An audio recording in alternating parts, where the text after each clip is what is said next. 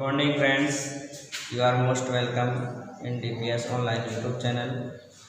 देखो बच्चों, आपने इम्पेरेटिव के साथ साथ लेट वाले सेंटेंस का अध्ययन कर लिया था। आज हम अगला जो टॉपिक है हमारा ऑप्टेटिव सेंटेंस। ऑप्टेटिव सेंटेंस का इनडायरेक्ट कैसे बनता है ये हम सीखेंगे।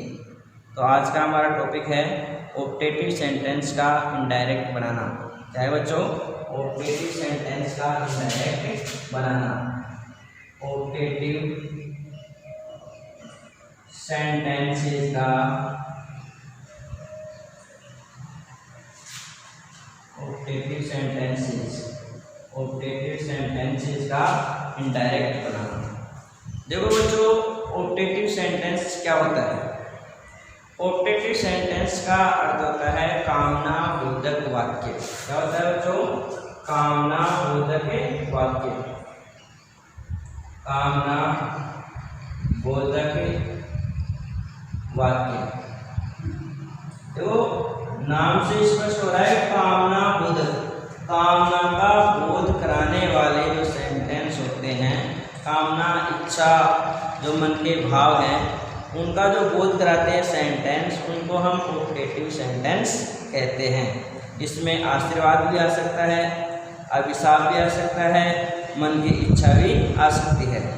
तो अब हमारा अगला बिंदु है कि हम कैसे पहचानें कि ऑप्टेटिव सेंटेंस, ये वाक्य ऑप्टेटिव सेंटेंस का है। तो देखो बच्चों, ऑप्टेटिव सेंटेंस का जो वाक्य होता है उस वाक्य की स्टार्टिंग में से होती है। किससे होती है? में से वाक्य की स्टार्टिंग होती है और अंत में वाक्य के विस्मयादि बोधक चिन्ह आता है। अंत में विस्मयादि बोधक चिन्ह आता है। तो इसमें अब हम सीखेंगे कि ऑप्टेटिव सेंटेंस का इनडायरेक्ट कैसे बनता है। ऑप्टेटिव सेंटेंस का इनडायरेक्ट किस प्रकार से बनता है? तो देखो, हमारा सेंटेंस है डायरेक्ट का। डायरेक्ट सेंटेंस है He said to him, may you get 100% marks। आप 100% अंक प्राप्त करें। तो देखो बच्चों, इसमें वाक्य की स्टार्टिंग से में से और अंत में कौन सा चिन्ह आ रहा है? विस्मयादि बोधक चिन्ह आ रहा है। तो अब इन वाक्यों का इनडायरेक्ट हम कैसे बनाएंगे ये देखो। सबसे पहले आपको क्या करना है बच्चों, इस प्रकार के वाक्यों में ही का जो स्टार्टिंग है रिपोर्टिंग वर्ब का सब्जेक्ट ऐसे कैसे लिख देंगे और ऑब्जेक्ट है उसको भी हम ऐसे लिख देंगे। अब है सेड टू। सेड टू को किस प्रकार से बदला जाता है? जो ये सेड टू का है वो भाव के अनुसार चेंज होता है। भाई रिपोर्टेड क्लास का जैसा भाव है, आशीर्वाद है तो आशीर्वाद के अनुसार होगा, अभिशाप है तो अभिशाप के अनुसार होगा। तो अगर आशीर्वाद का भाव है तो आपको क्या करना है? ब्लेस्ड लिखना है। और अभिशाप का भाव है तो आपको कर्स्ड लिखना है। और अगर फिर भी अगर आपने समझ में नहीं आए कि इसमें आशीर्वाद का भाव है या अभिशाप का भाव है, तो आप ब्लेस्ड और कर्स्ड की जगह आप विश्ड का प्रयोग भी कर सकते हैं। इसका प्रयोग कर सकते हैं बच्चों, विश्ड। ब्लेस्ड और कर्स्ड इन दोनों के स्थान पर हम विश्ड शब्द का प्रयोग भी कर सकते हैं। विश्ड यानी इच्छा व्यक्त की। विश्ड, अब इसमें पॉजिटिव इच्छा भी व्यक्त कर सकता है और नेगेटिव इच्छा भी व्यक्त कर सकता है। अब देखो, इसमें हमें सेड टू के स्थान पे क्या करना है? विश्ड लिखना है। क्या लिखना है बच्चों? विश्ड। अगर यहाँ पे आशीर्वाद का भाव हो तो आप ब्लेस्ड लिख सकते हो। अगर इसमें रिपोर्टेड क्लास में अभिशाप का भाव है तो आप कर्स्ड लिख सकते हो। अगर भाव समझ में नहीं आ रहा है तो आप विश्ड शब्द यूज कर सकते हो। उसके बाद में पहला चेंज हो गया, हमें सेड है, सेड की जगह क्या करना है बेटा? विश्ड लिखना है। क्या करना है? विश्ड लिखना है। सेड है, सेड। अब दूसरा है इन्वर्टेड कोमा को हटाना हम देखो इन्वर्टेड कोमा को हटाने के लिए यहाँ पर दैट लगाया जाता है। क्या लगाया जाता है बेटा? दैट लगाया जाता है। क्या लगाया जाता है? दैट लगाया जाता है। इसके बाद में जो आगे वाला सेंटेंस है रिपोर्टेड क्लास का, उस सेंटेंस को हम साधारण वाक्य के अनुसार चेंज करते हैं, यानी इसको हम साधारण वाक्य बना देते हैं। कौन सा वाक्य बना देते हैं? साधारण वाक्य बना देते हैं। तो साधारण वाक्य कैसे बनेगा? यू है, वो मे की जगह आ जाएगा और मे यू की जगह चला जाएगा। यू इसकी जगह आएगा मे की जगह और मे किसकी जगह चला जाएगा? यू की जगह। अब देखो सबसे पहले जो यू है, यू कौन सा पर्सन है बेटा? सेकंड पर्सन है। कौन सा पर्सन है? Second person. तो सेकंड पर्सन किसके अनुसार चेंज होगा? रिपोर्टिंग वर्ब की ऑब्जेक्ट के अनुसार चेंज होगा। तो रिपोर्टिंग वर्ब का जो ऑब्जेक्ट क्या है बेटा? हिम। तो हिम यहाँ पे ऑब्जेक्ट है और यू क्या है? सब्जेक्ट है। तो हमें सब्जेक्ट की जगह सब्जेक्ट की लिखना है, तो हिम की जगह क्या लिखोगे आप? हिम का सब्जेक्ट क्या हो जाएगा बेटा? यहाँ पे ही हो जाएगा। क्या हो जाएगा? ही। यानी यू की जगह हमें ही लिखना है। क्या लिखना है बेटा? ही लिखना है। अब आगे है जो मे है, यानी रिपोर्टेड क्लास का, इसमें टेंस चेंज हो जाता है, क्योंकि तो यहाँ पे अगर सेड आए या सेड टू आए तो जो ये है इसका टेंस बदल जाएगा। तो यहाँ पे मे आ रहा है तो मे किससे बदल जाएगा बेटा? माइट में। तो यहाँ पे मे की जगह क्या हो जाएगा? माइट। मे बदल जाएगा माइट में। उसके बाद में गेट है, गेट का गेट, 100 का 100%, का परसेंट और मार्क्स का मार्क्स। और यहाँ पे इसको उसमें आधी बहुत चीज को हटा करके फुल स्टॉप लगा देते हैं। तो समझ आ गया कैसे करना है आपको? अगर यहाँ पे सेड या सेड टू आए तो विश्व लिखना है, से आए तो विश्व लिखना है, सेज आए तो सेज लिखना है। नंबर 2 इन्वर्टेड कोमा को हटाने के लिए दैट लगाना है। नंबर 3 आगे वाले सेंटेंस को असर्टिव सेंटेंस में बदलना है, यानी असर्टिव सेंटेंस की तरह इसका इनडायरेक्ट बनेगा। तो यहाँ पे यू आएगा, जो सबसे पहले आएगा जो सेकंड पर्सन है, सेकंड पर्सन ऑब्जेक्ट के अनुसार चेंज होता है। तो ऑब्जेक्ट यहाँ पे हिम है, तो हिम का क्या हो जाएगा? ही। में बदल जाएगा किसी बेटा? माइट में। गेट का गेट, 100 का 100%, का परसेंट, मार्क्स का मार्क्स। तो अब इसको कैसे करना है? देखो इसमें रूल्स क्या क्या है, इसके रूल्स कौन कौन से हैं? सबसे पहली बात, सेड या सेड टू की जगह, सेड या सेड टू की जगह भावानुसार ब्लेस्ड या कर्स्ड लिखा जाता है। ब्लेस्ड या कर्स्ड लिखा जाता है। नंबर 2 ब्लेस्ड एवं कर्स्ड के स्थान पर, ब्लेस्ड एवं कर्स्ड के स्थान पर, ब्लेस्ड एवं कर्स्ड के स्थान पर विशिष्ट शब्द का, विशिष्ट शब्द का प्रयोग भी कर सकते हैं। विशिष्ट शब्द का प्रयोग भी कर सकते हैं। नंबर 3 क्या है इसमें? इन्वर्टेड कोमा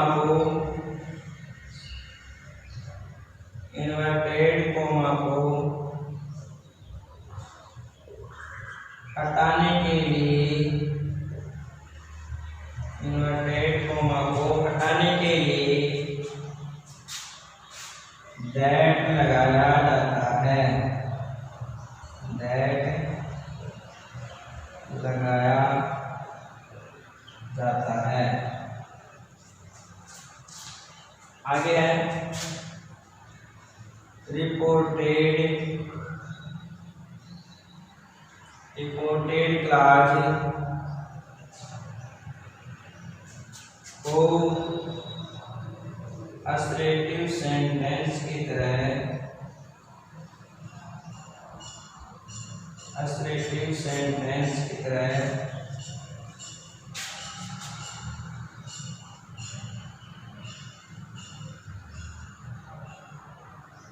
चेंज करते हैं।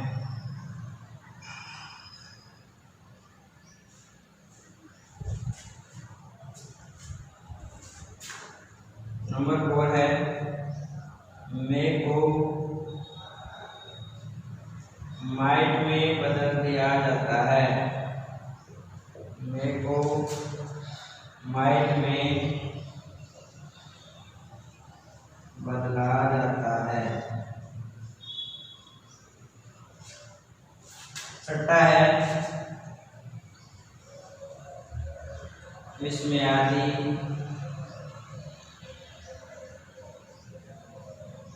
बोधक चिन्ह को हटाकर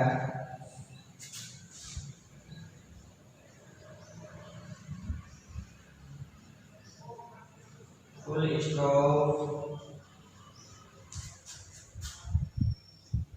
लगता है। फुल स्टॉप लगता है। तो समझ में आ गया आपको कैसे क्या करना है। सबसे पहले सैड या सैड में आपको विष्ट लिखना है। क्या लिखना है बेटा? विष्ट। उसके बाद में इन्वर्टेड कोमा को हटाने के लिए क्या लगाना है आपको? दैट लगाना है। नंबर 3 आगे वाले सेंटेंस को असर्टिव सेंटेंस की तरह चेंज करना है। तो इसमें क्या हो जाएगा? ये सकारात्मक वाक्य बन जाएगा, साधारण वाक्य। तो यहाँ पे यू आ रहा है, सेकंड पर्सन है, सेकंड पर्सन ऑब्जेक्ट के अनुसार बनेगा। तो यहाँ पे हिम, तो हिम ये तो ऑब्जेक्ट है और ये क्या है बेटा? सब्जेक्ट है। इसलिए सब्जेक्ट के लिए क्या लिखेंगे? सब्जेक्ट। तो यहाँ पे क्या हो जाएगा? हिम का ही, में किस में बदल जाएगा? माइट में। और गेट का गेट, 100 का 100%, का परसेंट और मार्क्स का मार्क्स। इस चीज को हटा के यहाँ पे फुल स्टॉप लगा देते हैं। तो ये आपको समझ में आएगा किस प्रकार से आपको चेंज करना है। अब देखो इस प्रकार के वाक्यों में नंबर 2, अगर वाक्य में गुड मॉर्निंग, गुड नाइट ऐसे शब्द आए तो आपको कैसे करना है? देखो बेटा, अगर वाक्य में जैसे मान लो आ गया said to me, good morning,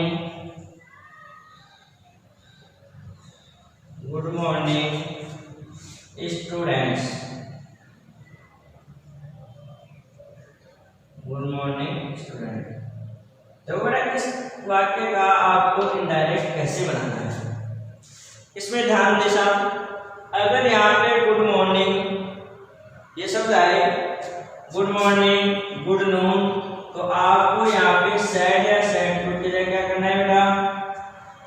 sad या सैड टू की जगह विश्ड करना है। क्या करना है बेटा? विश्ड करना है। और अगर गुड नाइट, गुड बाय शब्द आए तो यहाँ पे सैड या सैड टू की जगह क्या करना है? बैड शब्द लिखना है। क्या लिखना है बेटा? बैड। ये तो गुड मॉर्निंग, गुड नून आने पे आप क्या करना है? विश्ड लिखना है। और इसके अलावा अगर यहाँ पे गुड बाय और गुड नाइट ये शब्द आए तो आप क्या करना है? बैड लिखना है। गुड नाइट और गुड बाय, गुड बाय होने पे आपको बैड शब्द का प्रयोग करना है। तो देखो अब ये वाक्य कैसे बनेगा? ठीक है, यहाँ पे गुड मॉर्निंग है, सेट को क्या लिखोगे बेटा? Wished, good morning wished. इसके बाद में ये विश्ड में गुड मॉर्निंग, गुड मॉर्निंग। फिर यहाँ पे लिखना आपको टू स्टूडेंट्स, टू स्टूडेंट्स। यानी कहने वाले इसमें दैट का प्रयोग नहीं होगा।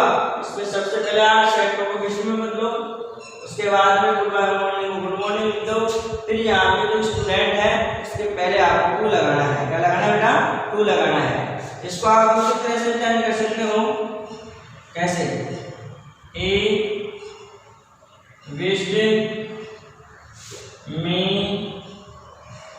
स्टूडेंट्स, या आप यहाँ पे मी की जगह स्टूडेंट दोनों जगह है, यही ऑब्जेक्ट आएगा स्टूडेंट्स। उसके बाद में लिखना है to good morning.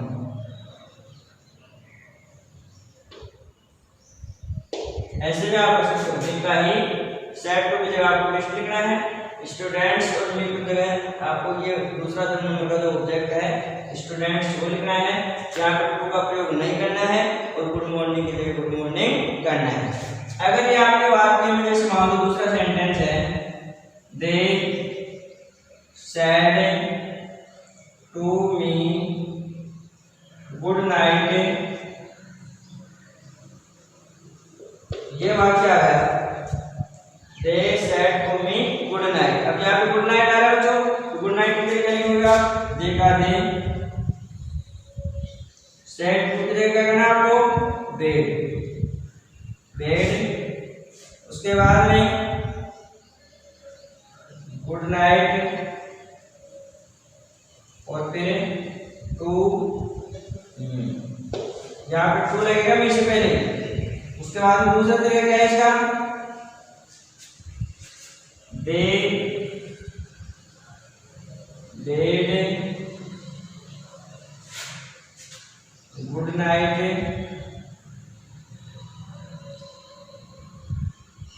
They bed good night, यहाँ पे जाएगा ऐसे करना है। समझ आ गया? अब इसका तीसरा प्रकार है, जैसे मान लो हैप्पी बर्थडे। इस प्रकार के वाक्य को कैसे लिखोगे आप? ये भी इसी तरह रहेंगे। जैसे मान लो ये वाक्य है they said to me happy birthday. इस प्रकार के वाक्यों को हमें कैसे चयनित करना है? ये देखो बेटा, हैप्पी बर्थडे आ जाए, इसके अलावा ऑल द बेस्ट आ जाए, तो ऐसे वाक्यों में आपको क्या करना है? वही सेम यहाँ पे सेट टू की जगह विश करना है। क्या करोगे बेटा? सेट टू की जगह विश। तो देखा दे,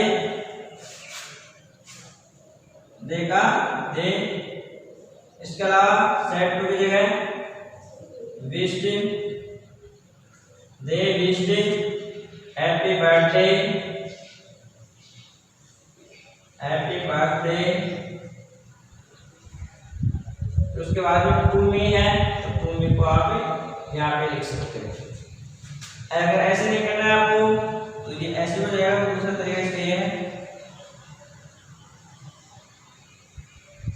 दे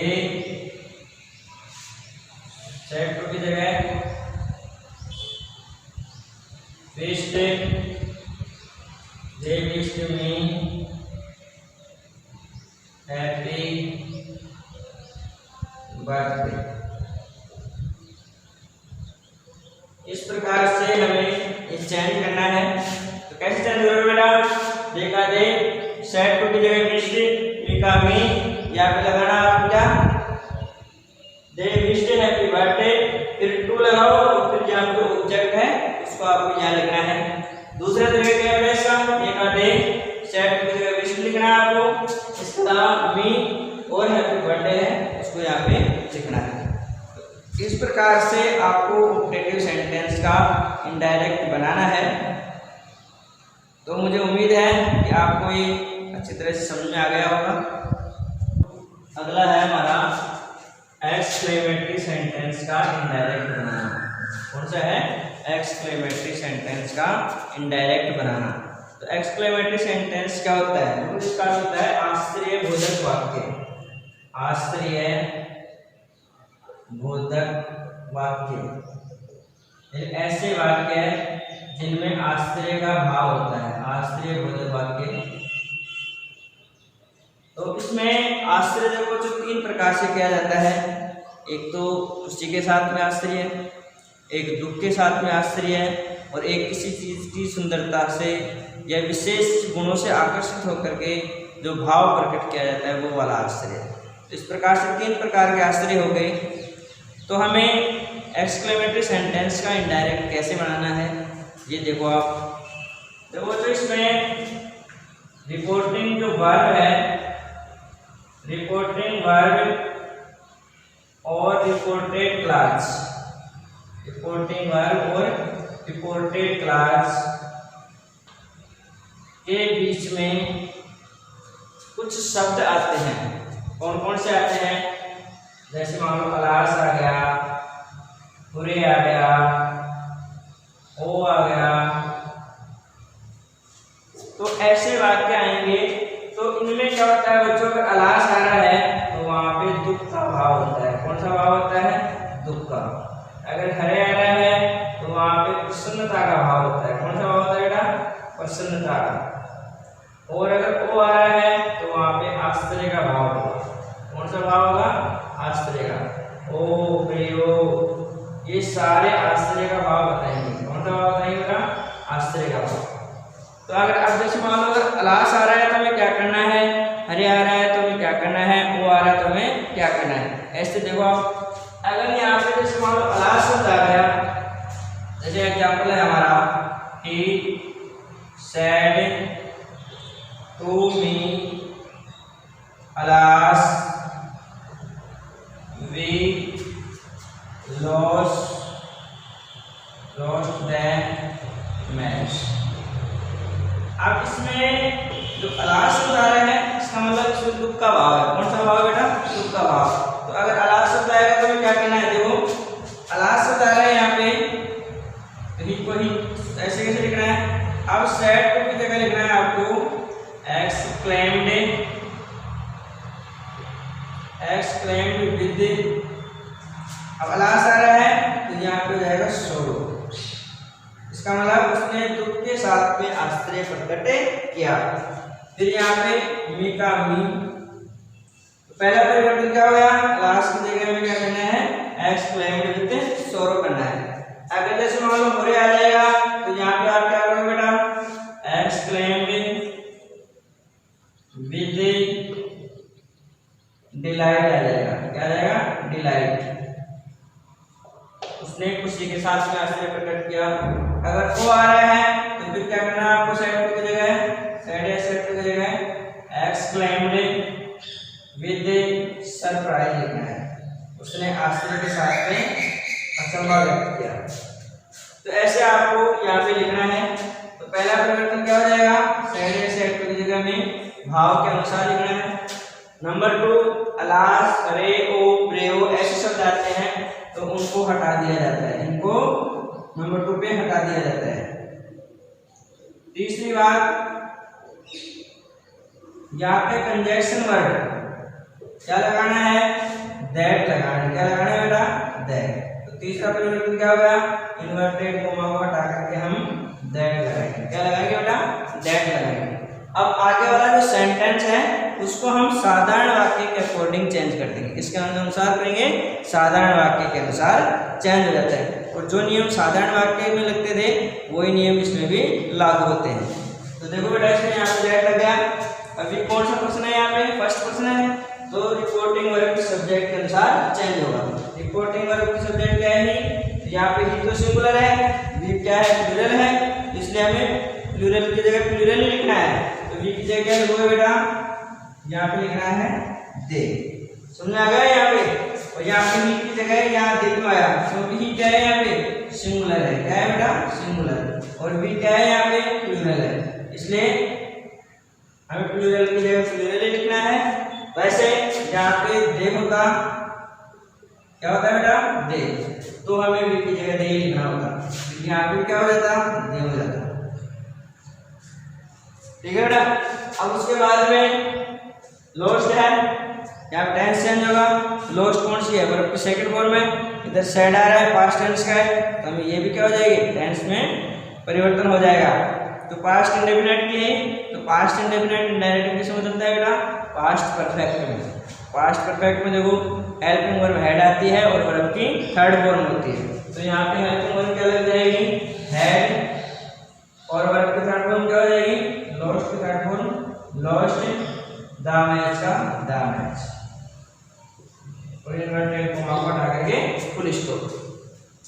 अगर जैसे मान लो यहाँ पे अलास की जगह क्या आ जाएगा? उरे आ जाएगा, तो यहाँ पे क्या हो जाएगा? सौरभ की जगह लाइट हो जाएगा। बाकी नियम ऐसे कैसे रहेंगे, तो आपको समझ आ गया है क्या करना है? देखो इसमें चेंजेस है, इसके रूल्स क्या हो गए बेटा? रूल्स हो गए सेड या सेड टू की जगह सेड या सेड टू के स्थान पर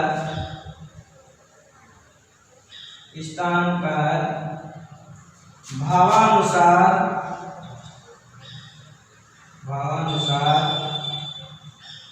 एक्सक्लेम्ड विद सरप्राइज, डिलाइट, सोरो हो जाता है। नंबर 2 अलास, अरे, ओ जैसे शब्दों को हटा देते हैं।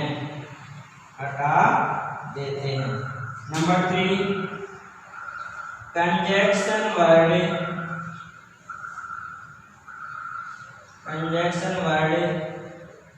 दैट लगता है। क्या लगता है? दैट लगता है। नंबर 4 बाकी परिवर्तन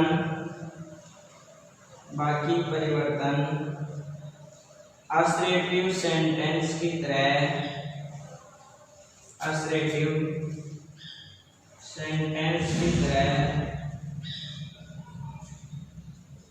होते हैं।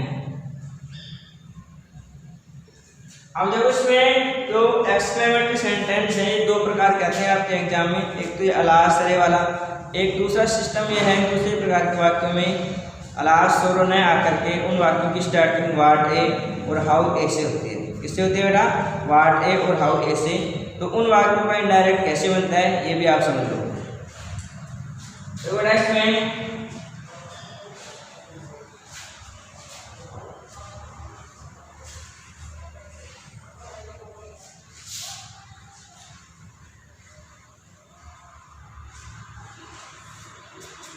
देखो मान लो वाक्य है they said to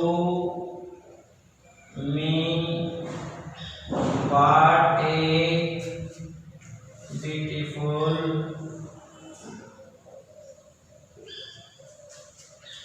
lady she is. तो ऐसे वाक्य जब जो व्हाट ए और हाउ ए से शुरू होते हैं और अंत में इसमें क्या होता है? आश्चर्यबोधक चिन्ह आता है। तो इस प्रकार के वाक्यों का इनडायरेक्ट कैसे बनता है ये समझाओ।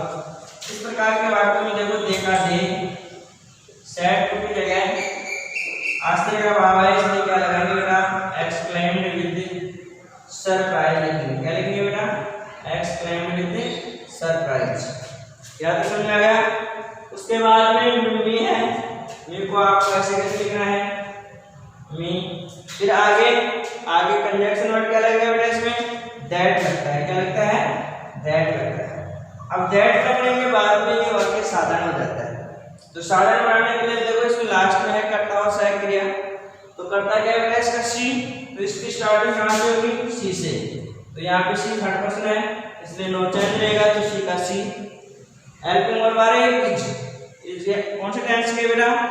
इस वैसे तो बी का रूप है और जनरल इंडेफिनिट में है, लेकिन यहाँ पे सेड आ रहा है इसमें टेंस चेंज हो जाएगा।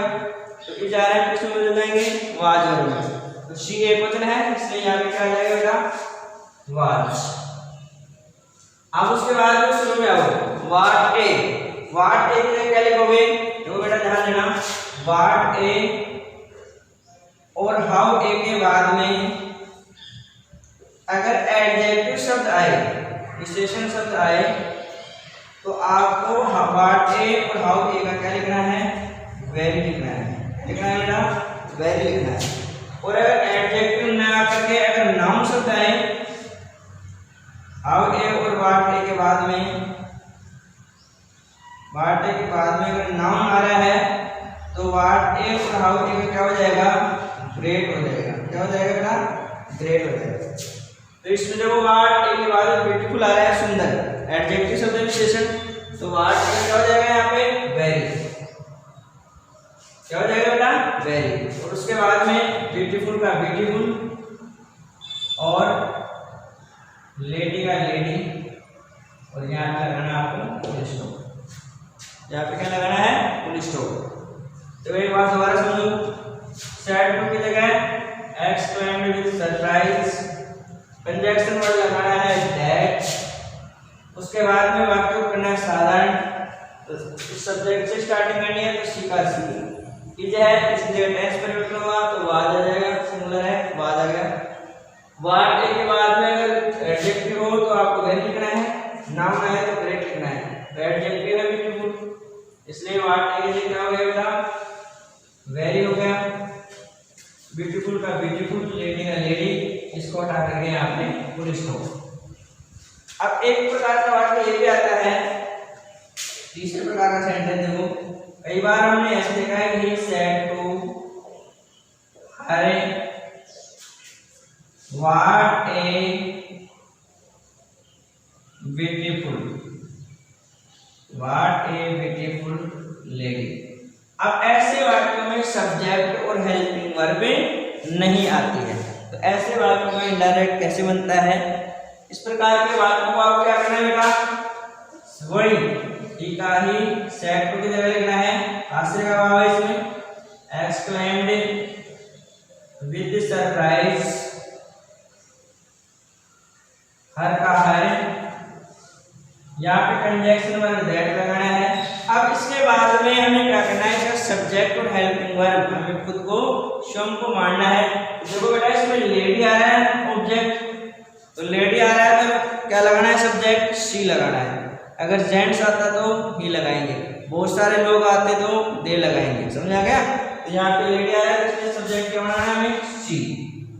और बी हेल्पिंग वर्ब क्या होगा, इसमें हम यहाँ पे बी वर्ब मानेंगे। क्या मानेंगे बेटा, बी। तो बी में आपको पता है इज आर एम आती हैं, तो इज आर एम का इनडायरेक्ट में क्या हो जाएगा, वाज वर्ब, सी सिंगुलर है, इसलिए वाज और वर्ब में क्या लगाना है आपको, वोज लगाना है।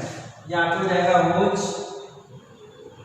इसके बाद में वही परिवर्तन, व्हाट का क्या हो गया, एडजेक्टिव है इसलिए वेरी, और ब्यूटीफुल का ब्यूटीफुल, और लेडी का लेडी। ऐसे आपको चेंजेस करना है। तो ये आपको समझ में आ गया किस प्रकार से करना है। तो मुझे उम्मीद है कि आपको ये अच्छा समझ में आया होगा। धन्यवाद।